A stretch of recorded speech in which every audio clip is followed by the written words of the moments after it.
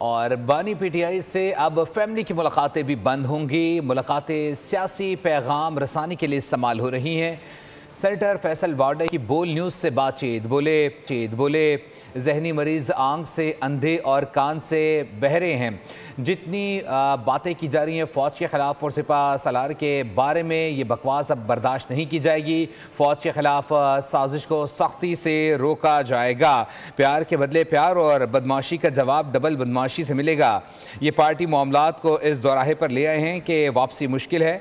अब केसेस को भी मंतकी अंजाम तक पहुँचाया जाएगा। वज़ीर आला KP ने भी कोई हंगामा किया तो बची कुची सियासत गवर्नर राज लगाकर ख़त्म कर दी जाएगी। सेनेटर वावडा ने कहा कि नोटिफिकेशन पर शोर मचाने वालों को कहा था कि नोटिफिकेशन जल्द आ रहा है, अब इसको रोल करके हलक से उतारने की तैयारी कर लें।